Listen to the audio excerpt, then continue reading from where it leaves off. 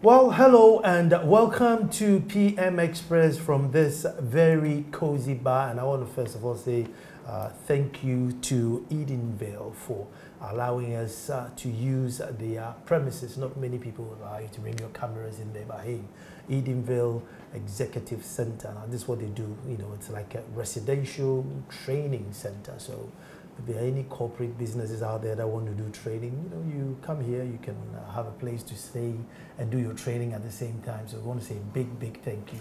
But why are we here? We are here to talk to Dr. Valentin Mensah, who is a professional accountant and governance researcher. And we are looking at our corporate culture in Ghana. What has led to 7 banks collapsing? And you know, it's literally 7 indigenous banks that have collapsed. Meanwhile, in this same market, there are, you know, banks owned by foreign entities, and you would think that the foreign entities would rather struggle within our, you know, our culture, but they seem to be, you know, adapting to our culture or surviving in ours, and ours is collapsing. What is the underlying factor? And one beautiful thing that we're going to look at is that can we solve new problems with old laws, or if I dare say, archaic laws? Now, once upon a time, there's a guy in the UK who stole data in America.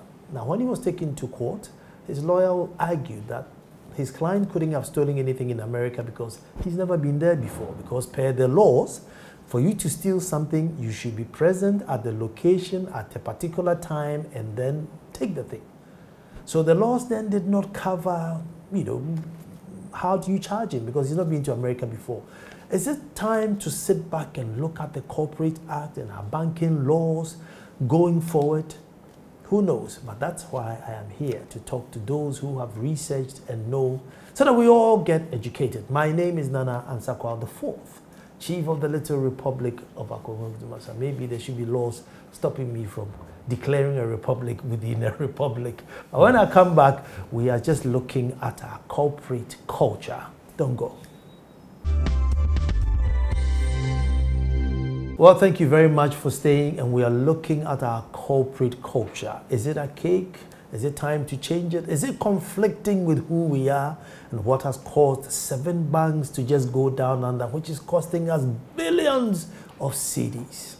Dr. Valentin Mensah, thank you so much for your time, and thank Edenvale as well for allowing us to invade their privacy with our cameras. You're welcome, Nana, and thank you for having you here. Good. I'm very humbled with your presence. Thank you. And I know I'll be getting you a lot more. You become a personal friend of PM Express. Thank you, so viewers, watch out. You'll be seeing him soon enough. Doc, I mean, where do I start from? I think bluntly, is it time to relook at our corporate laws?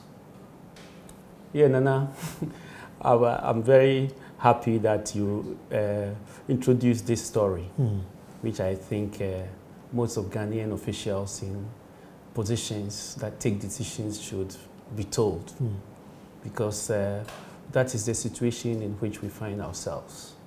If you are solving current problems with old laws, that's what you have, because you will not solve any problem at all.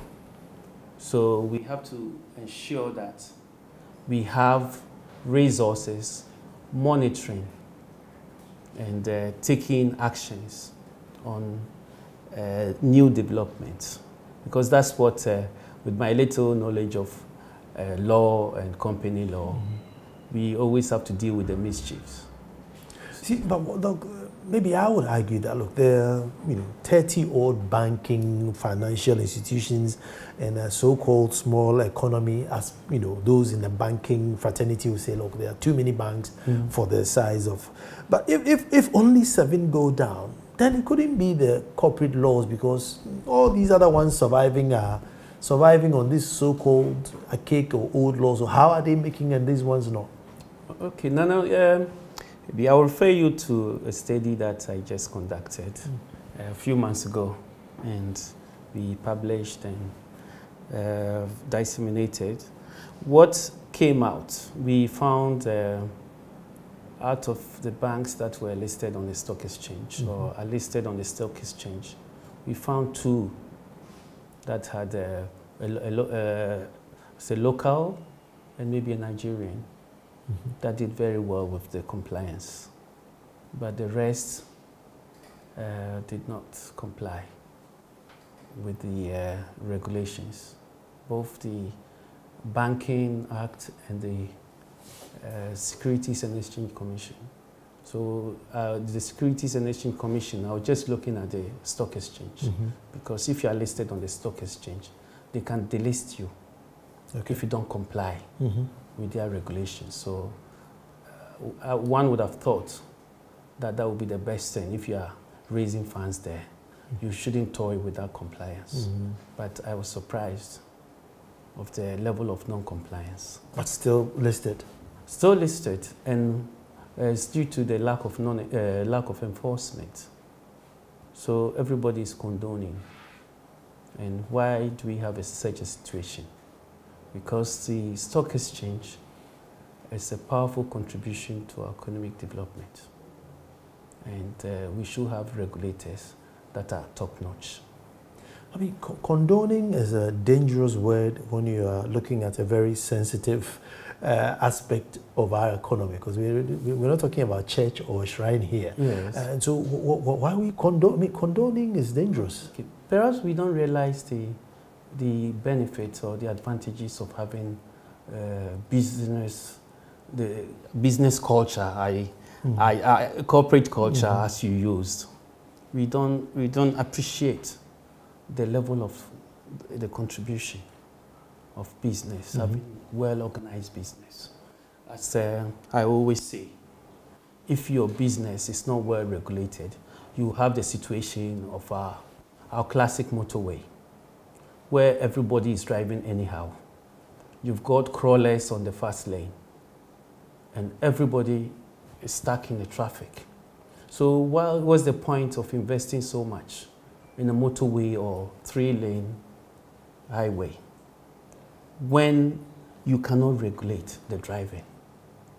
So you invest so much, meanwhile, there's lack of productivity because people who are attending to urgent activities are stuck in the motorway. When you've invested in infrastructure, always investment in infrastructure, but we are not optimizing the use of the infrastructure. The same applies to business. The business is a powerful engine or vehicle. We have to make sure that we apply it to the betterment of our lives. So the regulation, when we say the government should regulate business, we are not saying we should go to the planned economy. The government should have the eye to ensure, it's like a father, you have to ensure that the activities of the business are in line with your development objectives. I mean, can't the government also rely on the goodwill of the people who are doing the business and hope that they'll wake up and do good for the country? That is the rational thinking of the economist. In economics, we assume that people will behave rationally. That was an important assumption for economics, most of the economic theories. But that assumption, even though it helps us to come up with economic theories, that assumption doesn't hold in many instances or many situations. That's why the government comes in. Otherwise, we would have said the government has no business, like we did traditionally, whereby after the chief had allocated land to the individual will farm, and maybe at the end of the year give something to the chief. The chief cannot go and say, do this, that. But even though we had some laws and taboos that regulated the activities of those people, now we've come to the modern world. We have a global society, and things that are happening in the US or the UK, our people here have access to that information. And the information that we have out there is not all that is good. So the bad things that are happening there are also happening here. So if you are not aligning your laws, aligning your laws to the recent happenings, then you are exposing yourself and your country. So if I were a government official in that position, I would make sure there's constant monitoring. The Attorney General should have a department for constant monitoring of laws. And that's the first point of departure. You have to know what is happening in the world. Cybercrime, what laws have been enacted. Businesses, what laws have been enacted. Look at your law. If it's not there, put that in. What you've just said is a beautiful example of what we should be doing. Like I always said, if these things happen in the UK, there will be laws. People will be thinking about laws now. Not that we should go to Parliament and do the talk shop. We should be engaged. Our legal brains should be engaged now and find a solution. Are you saying our corporate sector, corporate world, with regards to laws, are not changing enough? Because with the age of information, you something very powerful that something happening in America today, people have access to it here and now, and could affect us in terms of if levies goes up and whatever. Is the corporate world not changing enough to adapt to world happenings? You see, we are not responsive, and the thing is, we always talk about culture. But we are not applying culture to the solution of our problems. That is the main thing. Culture is not putting on kente cloth. Culture is solving your problems. We as human beings, culture is what our ancestors have given us to solve our problems. Even though the definition has been blurred over time, but the essential definition is how the society has solved this problem over the time. So we need to identify solutions. And if we have a culture that does not add to the solutions of the changing world, we cannot boast of our culture.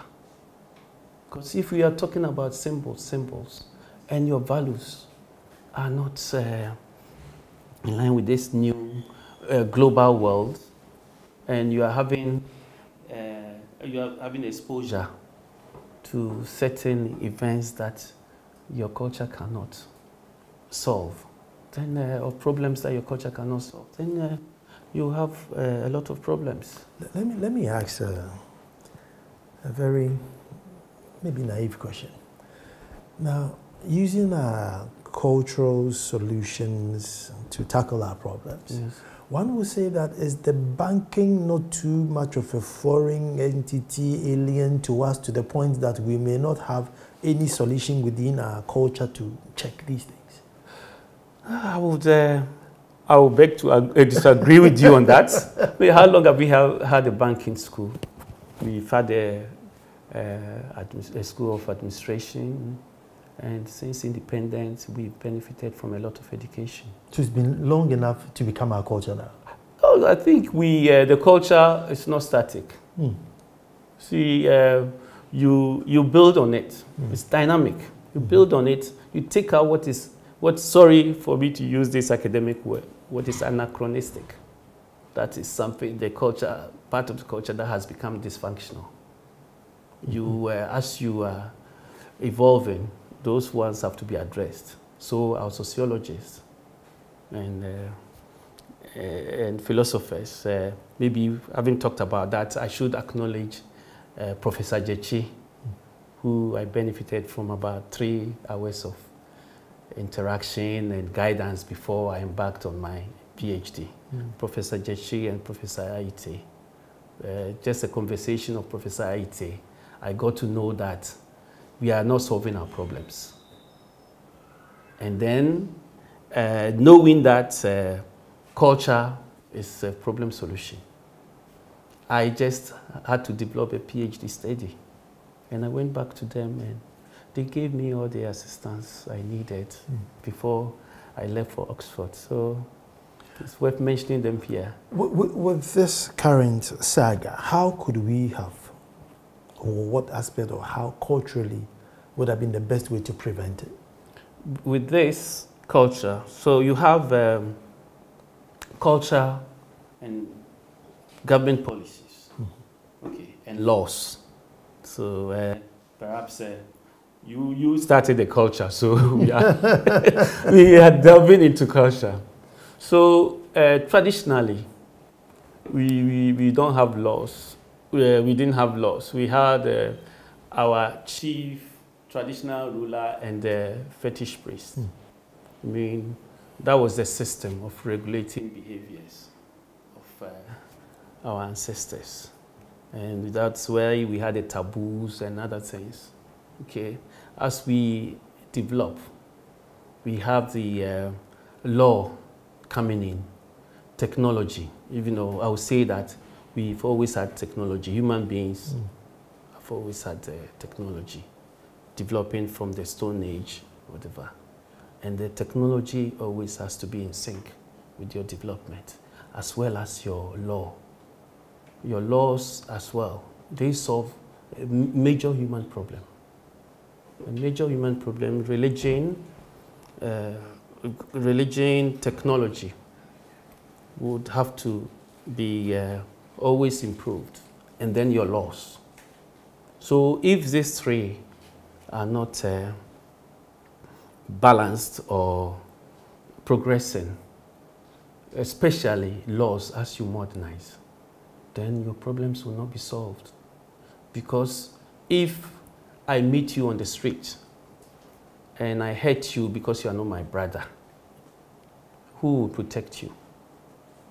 The government has to protect you, because we pay the government. One of the most important functions of a government is protection. We've got defense and protection. So the government has to protect you from harming me, and that is through laws and police service. And then the laws, if they are not updated, there will be the loopholes for you and me to exploit. And that's what you have in businesses as well, because the loopholes are there, and somebody who is crafty or unethical can take advantage of it. With regards to this culture, and I said earlier, I think in my intro, that it's the many banks. Some are making it, some are struggling, some are falling off. So why are those who are making it? Because they are the same regulations that we are all using, the same environment, the same culture. Yes. So why is Bank A okay, and Okay. When we talk about culture, we mean the average person. Okay, the cultural values of Ghana will refer to the average Ghanaian. There could be outliers. It could be people who have been exposed to certain cultures which have caused them to challenge their values. Or some people may even have links, investors, who will insist on certain acts that will force them to comply. For example, if a bank has a shareholder who is very demanding, and the shareholder has a significant interest in the business, the bank will comply, because for the shareholder, non-compliance is a no-go. But if the bank does not have the shareholder like that, and those who are managing the banks are not ethical or do not appreciate the need of complying, that can happen. So, so those, I just want to find a clear answer. Why are others so? Because now we've established that, look, our corporate laws are too old. They need to change. Yes. And I'm saying that these same corporate laws, there are some who are thriving with it, and others not. Yes. So why is somebody thriving in these same laws that we are complaining about? Yes, because they are used to the compliance, and also there could be no need to be in breach. If, as I said, if you are listed on the stock exchange, you need the stock exchange for raising funds. And even if you are not raising funds, the trading of your shares on the stock exchange will give rise to the appreciation of your shares if the liquidity is, the activity of your shares is high enough. It will lead to the raising of the prices of your shares because of the demand and supply or the demand of your shares. So it will be in everybody's interest to comply. But sometimes people face challenges, and in the prioritization, they may attach less importance to the compliance, especially if there's lack of enforcement. If the enforcement is not consistent and the sanction is not deterrent enough, then in the prioritization, for example, if I'm paying 200 cedis for each day of non-compliance, and my bank with counting billions, what are you talking about? It's not punitive enough. Yes, I can go for 1 year and 365 times 200. The bank can just pay without feeling it. If the bank was faced with delisting, the bank would think twice. But even if the 200 is not being enforced, we cannot rise to the delisting. Punitive, not enough. But when I come back, I want to find out about this assertion where, you know, some of the bankers would put your relatives in sensitive position. How does that affect business negatively to have your families run? Because you think that, you know, families would want the business well. I mean, is that true? Is that false? We're coming straight back. Well, thank you very much for staying, and we are looking at the corporate culture in Ghana. It's a time to relook at it. Apparently, culture is not dynamic, and as times change, culture should change too. How much change should be in our corporate culture now? And Doc, one of the issues with Ghanaian-owned businesses is, you know, relatives who put in there. But you would think that if I had a business, the first person to put in there would be a relative. I mean, well, yeah, Dana, thanks for this. It's quite interesting culturally. Okay, so traditionally, that's how we operated. Because as I told you, traditionally we didn't have laws. And we lived in families and communities. We didn't have written laws, or we didn't have laws? I think they were regulated. People were regulated by the chiefs, like you, and then we resorted to the priests whenever the need arose. But when we developed or we introduced laws, we should have had what maybe we could say common laws, or how we lived. We could have had rules or whatever regulated our lives then. And then we develop. We try to move into cities where you meet strangers. And when you do that, you need laws to regulate strangers, the interaction with strangers. So if you are used to living with your family members and they are not harming you, when you move to the cities, the laws should be working from the to prevent the stranger from harming you before you develop the trust for the stranger. Because your trust is based on how you were brought up in family. And before you leave that solution to dealing with strangers, the laws should be top-notch so that the stranger cannot do anything to harm you.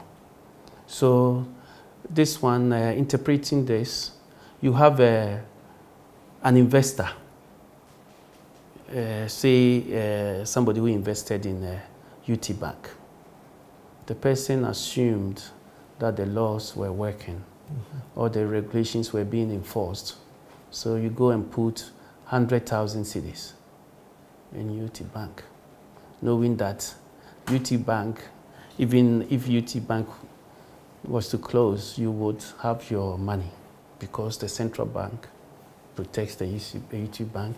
And before it gets there, you have adequate enough information even to take the decision before that happens. If UT Bank disclosed all information, the investor will be in a position to take a decision. A rational investor will be in a position to take a decision before the bank collapses, because from the financial information which is used by most of the primary users of financial statements are not only the shareholders. You've got the lenders, suppliers, and employees who depend on that information. So if they are not getting the information, how would they decide on most of the important things that affect their lives? How does that affect if my family, my cousins and my brothers are working for me? Yes, so like I said, if the laws are not working, your only solution is to use your brother. Thinking that the interest that you had traditionally with your brother remains the same. Or even using your nephew. Okay. Because before, most of the accounts were there matrilineal. Even if your nephew stole from you, it's still in your family. But now that has changed. Your nephew will be inherited by the son who is not from your family. So we still have the assumption that your family member will not hurt you. So unless your laws are working, you will rely on your family member or your relative until you reach a point where when the cases are sent to the court, they are resolved or determined in time so that the business will go on. So if somebody dupes you of your capital, maybe within months, the case is settled, you get your capital back. But if it takes 5 years, you will not think of engaging a stranger in your business. So trust is very important, and the trust has to be managed. It's not God who is going to give us the trust. Policies, laws, we need to work on that as a nation. As a nation, because it's critical for business. If you're going to put money in my bank, it's trust. If you're going to withdraw your money, it's trust. If you don't trust Unibank, you wouldn't put your money there. And you need to have the confidence of the bank. One of the news that broke, which many people seem to disagree, is that Parliament is going to sit 3 days, and when they sit, they want to sit in camera, so nobody will know what they'll say. They'll probably come and give us feedback. Again, could this be one of our cultural attitude that let's go to the background and try and solve this solution? Yes, because we have this culture of power distance. Okay, I will explain. See, power distance regulates the problem of dealing with people of unequal stature. Whether you are rich or poor, whether you are a traditional ruler and I'm your subject, whether you are a minister and I'm a citizen. So the power is regulated. And if you are an employee and a boss, that's the same power distance will regulate. There's total respect for authority. That is what we've been trained, and that is an important cultural value of Ghanaians. You respect authority and you don't question authority. So if that is there and we haven't done anything about that, this secrecy will be there. For example, in our traditional society, if something happens because of the tradition, if something happens to a chief or whatever, we need to, that's why the passing of chiefs, we don't have to, the information shouldn't come out. We need to manage that information. All those actions are to protect that power relationship. So here, the ministers are thinking that the information should be, or the MPs should be confidential.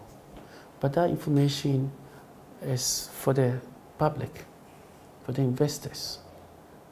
And we have to know that they take the decisions. The potential investors, they take the decisions. So there's a learning exercise.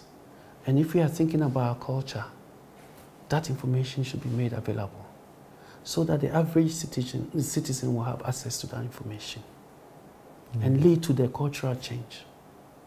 But then if we are just organizing this in camera and come out with a report, how many people will have access to the report? So the problem will stay and it will not be resolved. You see, we are people who are not shaking easily. No matter the storm, we go back and face another storm, or we walk through a mistake, live through the next one, live through a similar one. Because 2 banks went down, you know, nothing happened. You know, we are even told that some of the banks were recapitalized and still, you know, they blew the capital. Is there something that's going to shake us for, you know, this corporate, you know, entity to sit up and say, look, never again, you know, that spirit of never again? Would they ever come in the corporate center, or you think something bigger will come before we sit up? Oh, thanks, Nana. This is what we are experiencing now in a responsive society will be an instance for change. £1 billion or more than £1 billion, even the Queen's country, £1 billion will not be tolerated. Taxpayers' money. Even the US, if you steal $10,000 of the $10,000, you will not be you will not be set free until you've been sanctioned adequately. But we are here. Maybe it's the fact that we don't appreciate the fact that every CD of the taxpayer should be protected to ensure that the taxpayer is encouraged to pay the taxes. See, if you manage the taxpayers' money properly, the taxpayer will be motivated to pay taxes. But if you tax the person and instead of buying ambulances, you buy V8, I mean, for an African standard, the number of V8s being used by our officials cannot be justified, especially in Accra. And if you go to the UK, or you've lived in the UK, did you see the ministers and government officials driving V8s, even the Prime Minister?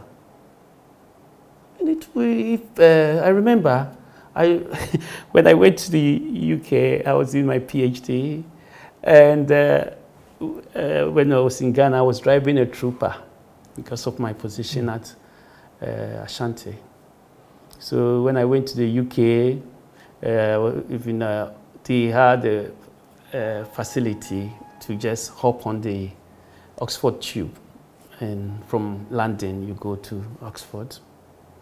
I had to buy a trooper, a Isuzu trooper, and I drove to Oxford one day, and that day I regretted. And that is a cultural solution, I will explain. I regretted because of how they looked at me.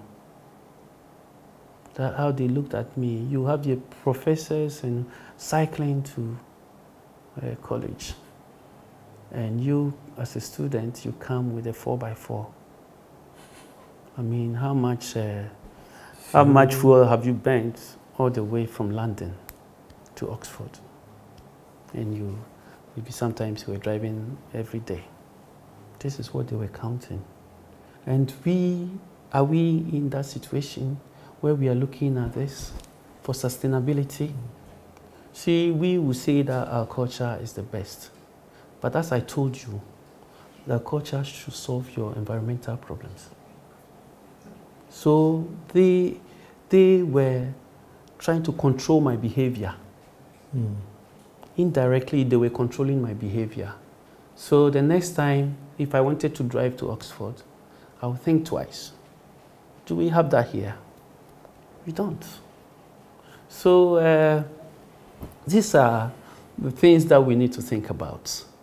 That this environment we have, if we don't do anything about it, we're not going to have it forever. There will come a time, and as we just experienced with the Galamsey activities, we saw the color of our rivers.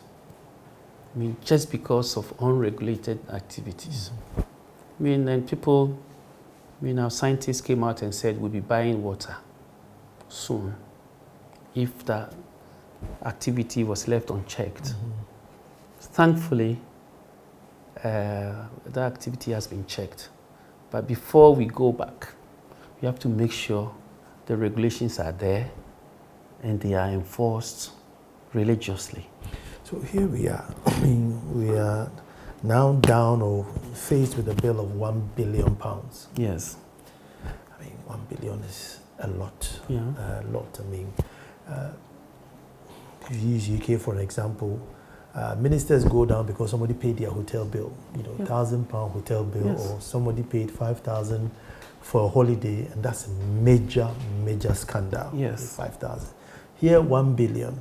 The Bank of Ghana is saying, oh, we'll set up a committee and make a reference. MPs are saying, oh, we'll sit in camera.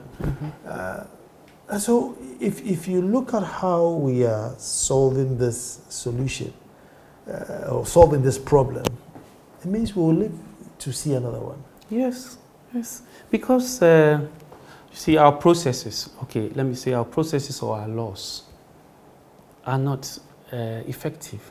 I don't know if you have the answer, maybe an unfair question, but why don't we change our laws as the problems are coming? Okay, as I told you, if we were responsive, we would have done that. What's stopping us from and if we had a long-term orientation, we would have done that, because with the laws, modern society, if you don't renew your laws, you are not solving your problem of interaction, human interaction, because you have strangers interacting to do businesses, strangers interacting to carry out most activities. And that interaction should be regulated so that one will not harm the other. And the laws will protect that. The laws and the police service will protect that. So if those two are not functioning,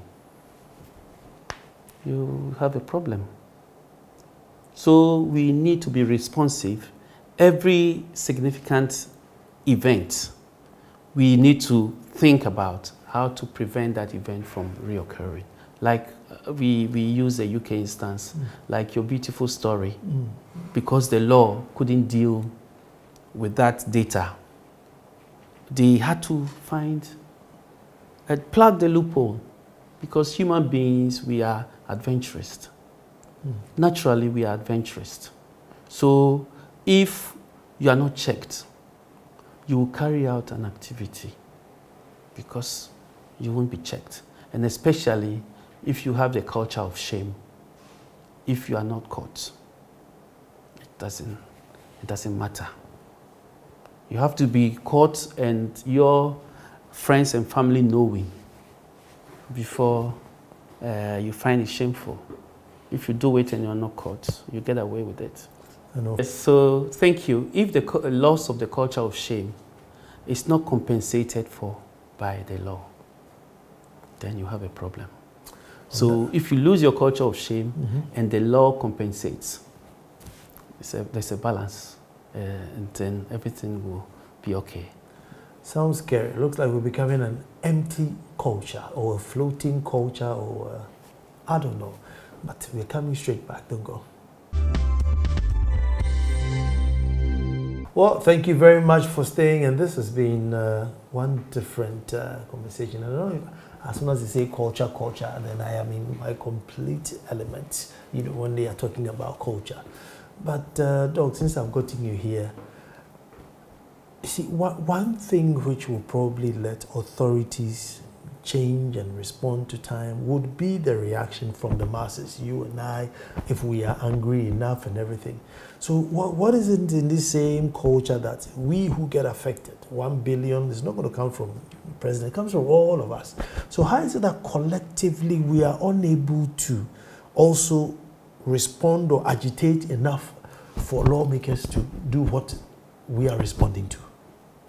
Thank you, Nana. I think that's a missing link, and sometimes I would say intellectuals, or maybe it's the society, because we have a lot of people who are in the position to cause the change. For example, when I returned to Ghana and observed what was happening, my first reaction was to conduct a research and see how I can cause some change. And that's why I conducted the research on the state of reporting and corporate governance and see how that can lead to a call to action.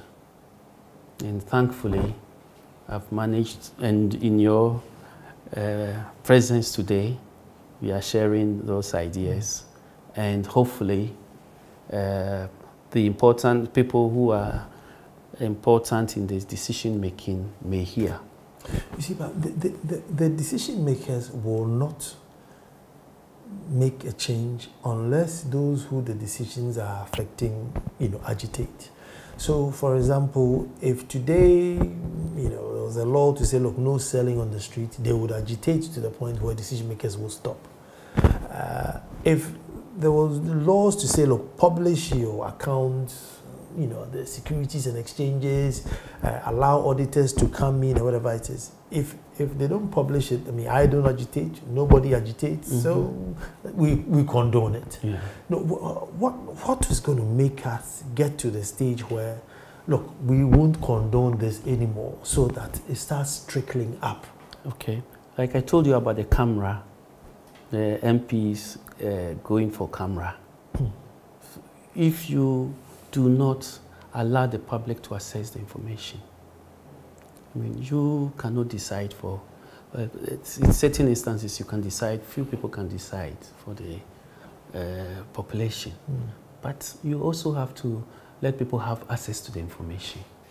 So that, because at the end of the day, the people have to more or less vote for you to come back into power. So they have to carry out an assessment of your performance. Then we are in trouble, because you see, then we are stuck in a vicious cycle.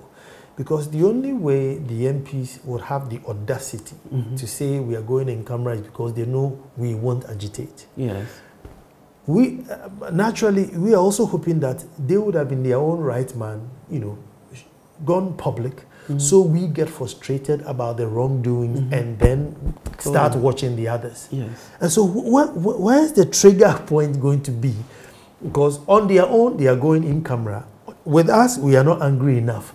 So where's going to trigger either them having a good conscience and going public, or us getting agitated for them to come public? So, I mean, there's a trigger point missing. So it's all comes to education.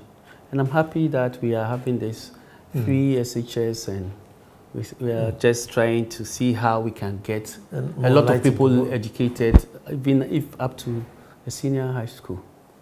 Then the people, when they read... Doc, but this is a generation. Yes, it's a generation, but we need to start from somewhere. And also, like I'm doing now, you have to, researchers would have to find ways of getting the information made public. Do we also not run the risk of, by the time they've come out of free education, it has become so normalized that they won't even see any need of changing it. I mean, 7 banks went down, 1 billion, nothing happened. And so at their time, one bank goes and just 100 million, and that means 7 and 1 billion, it was condoned. So if 1 and 100 million, it's okay. And won't we run the risk of them falling in that trap? No, that's why you and me shouldn't sit down. Because we need to protect our generations, future generations. So we need to look at what is happening objectively, whether you belong to party A or party B. It's your country. You are going to have your children, grandchildren being born into this country. So at the end of the day, you should be thinking about your future children, your grandchildren's children, and then see that that's what the Chinese do. Again, that's what we mean by Confucian culture. They think beyond their grandchildren. So whatever they do is affected by that value. Doc, overall assessment of our current corporate culture. I mean, if I were to ask you, give me an overall assessment of the current corporate culture, the average, what would you say it is? I would say that it's not very good. Not very good. We have the potential, but the missing link is the regulation. As I told you, because of human adventure, if you don't regulate, for example, accounting, when I started studying accounting, I was there saying we called internal check. So for example, you can even extrapolate that to human lives. So if you're a married person, subconsciously you have internal checks between you and your wife. There are certain things, questions or whatever, that your wife will use to check your activity, and you will use the same, but you wouldn't know. And for human interactions, that is so important. The internal check will stop you from doing certain things. In the internal check goes to the laws and whatever we have. That's why we have segregation of duties, all those review of transactions. All those things are based on that, to check human activity. So if what you're doing is not being checked, then your human adventure will lead you to wrongdoings. So we have really slacked on regulation then? Yes, we have, unfortunately.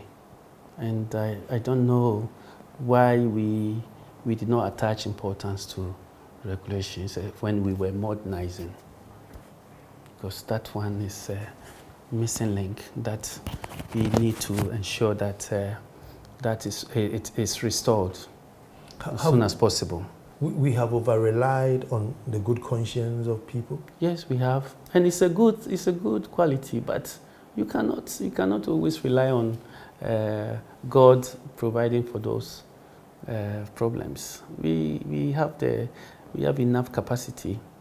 If you look at how our people got educated even before independence, we know few African countries had that. Up to 1960, we didn't have a lawyer in Kenya, but we had a lot of lawyers in Ghana, Mensah Sabah and co. before independence. So, I mean, we had a serious advantage. And if you look at where we are, I mean, we cannot justify that with the advantage we had at independence. And this is due to most of this. This has been very, very interesting. And I must add that Dr. Mensah's thesis was on culture and development. And government policies. Culture and government policies. And so I'll beg of his time once again and bring him. So we just go do pure culture and see where it is we're going wrong, where it is we are getting confused, and how it is our indigenous culture is affecting our development either positively or negatively. You know I like academic questions, so I'll come and get him again. But thank you very much for staying tuned. As I always say, we'll be back to do this all over again.